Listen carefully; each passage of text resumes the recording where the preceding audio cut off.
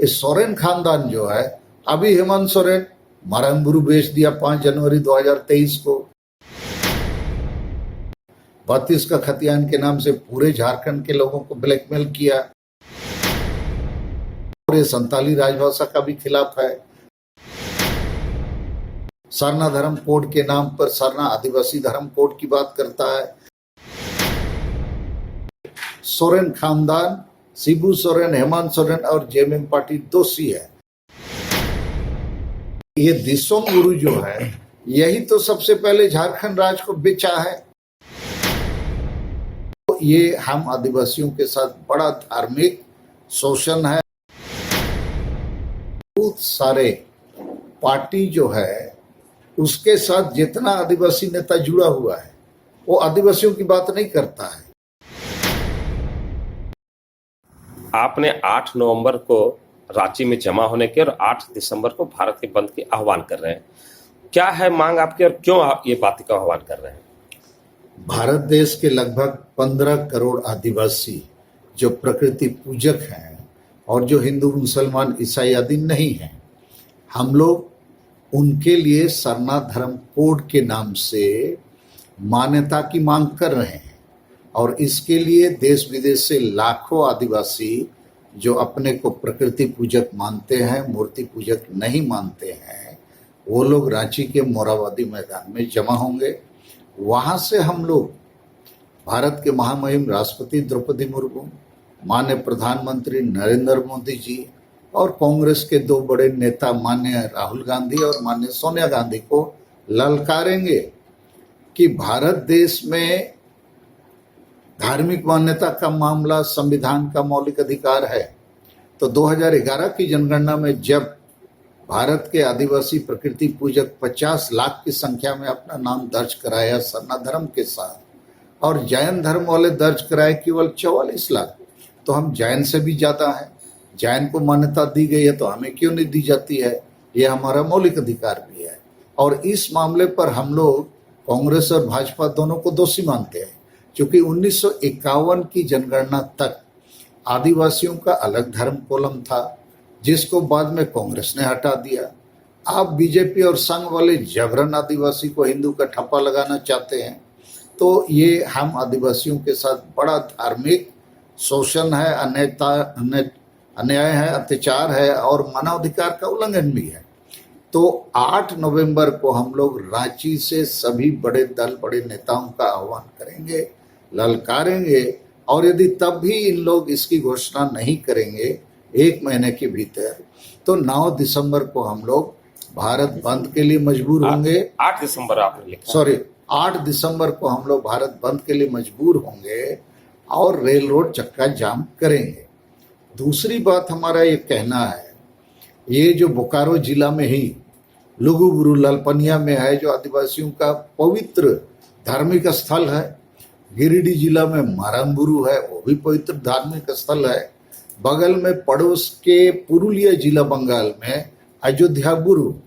तो यहाँ पर लुगुबुरु और मारंगबुरु को बेचने का काम, हिंदूकरण करने का काम, इसको यहाँ पर पर्यटक स्थल बनाने का काम और हाइडल प्रोजेक्ट आदि बनाने का काम के लिए सीधे सीधे सोरेन खानदान, शिबू सोरेन, हेमंत सोरेन और जेएमएम पार्टी दोषी है। लेकिन जनता को ठगने के लिए जेएमएम पार्टी के ही नेता लोग सामाजिक संगठन के नाम से, जैसे यहाँ लुगुबुरु कमेटी है, माझी परगना महल का संगठन है, और ऐसे संगठन जेएमएम को बचाने का काम करते हैं, जनता को ठगने का काम करते हैं। और यही लोग अभी लुगुबुरु बचाने के नाम पर सुना है 5 नवंबर को एक बड़ा आक्रोश रैली या कुछ करने वाले हैं। ये लोग सब जेएमएम के लोग हैं। तो हमारा ये कहना है, जनता को सावधान करना है। एक तरफ जेएमएम की ही सरकार है, अब बिना जेएमएम की राज्य सरकार की सहमति के यहाँ ना हाइडल प्रोजेक्ट बन सकता है, ना टूरिज्म का कोई योजना यहाँ लागू हो सकता है, ना मंदिरों का निर्माण करके हिंदूकरण हो सकता है। ठीक उसी प्रकार मारंगबुरु जो गिरिडीह जिला में है, वहाँ भी एक आदिवासी संगठन जो मारंगबुरु बचाने के नाम से चलता है, वो जेएमएम के साथ है, वहाँ का लोकल विधायक के साथ, और एक संगठन जो है वो बीजेपी के साथ है। तो झारखंड में और भारत में बहुत सारे पार्टी जो है उसके साथ जितना आदिवासी नेता जुड़ा हुआ है वो आदिवासियों की बात नहीं करता है। तो इसलिए हम आज अभी कुछ समय के बाद लुगुबुरु लालपनिया भी जाने वाले हैं, वहाँ की वस्तु स्थिति को खुद जाकर देखेंगे।